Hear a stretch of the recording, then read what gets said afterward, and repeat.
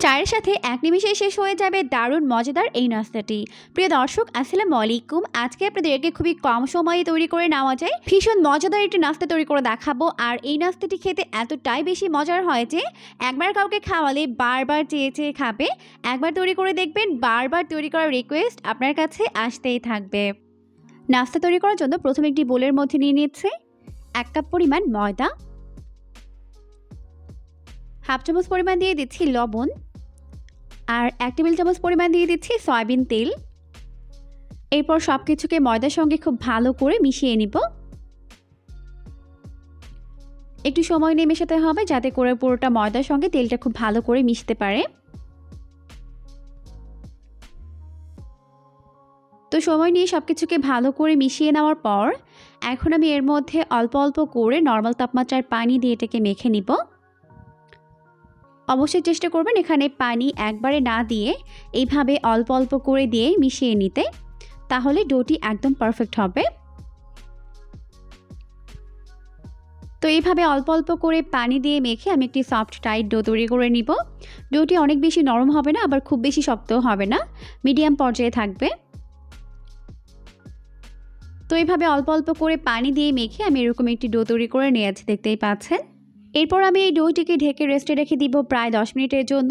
আর এরই মধ্যে কিন্তু ডোটি খুব ভালোভাবে সেট হয়ে যাবে, তাই উপরে একটু সয়াবিন তেল লাগিয়ে দিচ্ছি যাতে করে উপরটা ড্রাই না হয়ে যায়।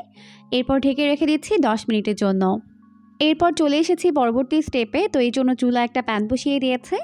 এখন এর মধ্যে দিয়ে দিলাম প্রায় 2 টেবিল চামচ পরিমাণ সয়াবিন তেল।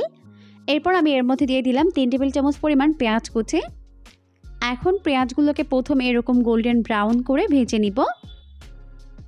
ভাজতে ভাজতে যখন পেঁয়াজগুলো এরকম গোল্ডেন ব্রাউন কালার হয়ে যাবে তখন এর মধ্যে দিয়ে দিলাম 1 চামচ পরিমাণ আদা রসুন বাটা। এখন এর মধ্যে ভালো করে ভেজে নিচ্ছে। ভেজে নেওয়ার পর দিয়ে দিচ্ছি হাফ চামচ পরিমাণ জিরার গুঁড়া, 1 চামচ পরিমাণ দিয়ে দিচ্ছি লাল মরিচের গুঁড়া, হাফ চামচ পরিমাণ দিয়ে দিচ্ছি হলুদের গুঁড়া। দিয়ে মশলাটিকে খুব ভালো করে কষিয়ে নিব। যাতে মশলা পুড়ে না যায় এই জন্য অল্প একটু পানি দিয়ে দিচ্ছে। দিয়ে মশলাটিকে ভালো করে কষিয়ে নিচ্ছে। মশলাগুলোকে খুব ভালো করে কষিয়ে নেওয়ার পর যখন এরকম উপরে তেল ভেসে উঠবে তখন আমি এর মধ্যে প্রায় 150 গ্রাম পরিমাণ বাঁধাকপি এরকম কুচিয়ে নিয়েছি, এটাকে দিয়ে দিচ্ছে। দিয়ে মশলার মধ্যে খুব ভালো করে এটাকে কষিয়ে নিব। আর স্বাদ মতো এখানে লবণ দিয়ে দিতে হবে। এখানে কিন্তু কোনো প্রকার পানি অ্যাড করা দরকার নেই। এটাকে এইভাবে নাড়তে নাড়তে বাঁধাকপিগুলো অনেকটাই নরম হয়ে যাবে। এটাকে এইভাবে নাড়তে নাড়তে একটা পর্যায়ে দেখা যাবে বাঁধাকপিগুলো অনেকটাই নরম হয়ে গেছে। আর এই পর্যায়ে আমি এর মধ্যে একটা ডিম ভেঙে দিচ্ছি, দিয়ে খুব ভালো করে এটাকে মিশিয়ে নিচ্ছে। তো ডিমটিকে খুব ভালো করে এইভাবে নেড়েচেড়ে মিশিয়ে নিয়েছে আর স্বাদ মতো কিন্তু লবণ দিয়ে দিয়েছে। এখন আমাদের নাস্তার ভেতরে পুরটা রেডি হয়ে গেছে, এটাকে আমি চুলা থেকে নামিয়ে নিচ্ছে। এদিকে ময়দার ডোটি কিন্তু 10 মিনিট পর খুব ভালোভাবে সেট হয়ে গেছে। এখন এটাকে আবারও খুব ভালো করে মেখে নিচ্ছে। মেখে এটাকে 2টি ভাগে ভাগ করে নিচ্ছে। এখন একটি ভাগ রেখে অপর একটি ভাগ আমি বেলে নিব। আর বেলার সুবিধার্থে একটু ময়দা ঝরিয়ে নিয়েছে, এতে করে বেলতে সুবিধা হবে। এরপর আমি এটাকে যথেষ্ট পাতলা করে বেলে নিব। তো চারপাশে ঘুরিয়ে ঘুরে যথেষ্ট পাতলা করে আমি এটাকে বেলে নিয়েছি। এখন আমি এটাকে কেটে নিব।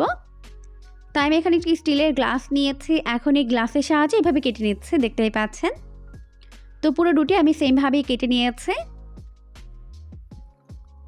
আর এই বাড়তি অংশগুলোকে কিন্তু ফেলে দিবেন না, এগুলোকে আবারও বেলে নাস্তা শেপ তৈরি করে নিতে হবে। এখন আমি নাস্তা শেপ তৈরি করে নিচ্ছি, তাই আগে থেকে তৈরি করে নেওয়া পুর আমি এর মাঝখানে এইভাবে দিয়ে দিচ্ছি। এরপর চারপাশে খুব ভালো করে পানি লাগিয়ে নিতে হবে, এতে করে মুখটা খুব ভালোভাবে সিল হয়ে যাবে। এখন ভালোভাবে চেপে চেপেটাকে লাগিয়ে নিচ্ছে। ব্যাস হয়ে গেছে। এখন এর উপর থেকে আবার একটু পানি লাগিয়ে এটাকে আমি এইভাবে ফোল্ড করে দিচ্ছি, এতে করে কিন্তু দেখতে অনেকটা ভালো লাগবে। তো ব্যাস তৈরি হয়ে গেল একটি নাস্তার শেপ। সেমভাবে আমি বাকিগুলোকেও তৈরি করে নিব। তো এখন আমাদের সবগুলো নাস্তার শেপ তৈরি করে নেওয়া হয়ে গেছে। এরপর আমি চলে যাচ্ছি নাস্তাগুলোকে ফ্রাই করে নেওয়ার জন্য। নাস্তাগুলোকে ফ্রাই করার জন্য চুলায় একটা প্যান বসিয়ে দিয়েছে। যথেষ্ট পরিমাণে সয়াবিন তেল দিয়ে তেলটিকে খুব ভালোভাবে গরম করে নিয়েছে। এখন আমি এর মধ্যে একটি একটি করে নাস্তার শেপগুলোকে দিয়ে দিচ্ছি। নাস্তার শেপগুলোকে দেওয়ার পর এখন মিডিয়াম আছে প্রায় 1 মিনিটের মতো এক পাশ ফ্রাই করে নিব।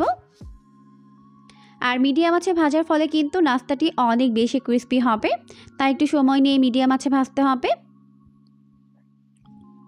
তো এভাবে 1 মিনিটের মতো এক পাশ ফ্রাই করে নিয়েছে।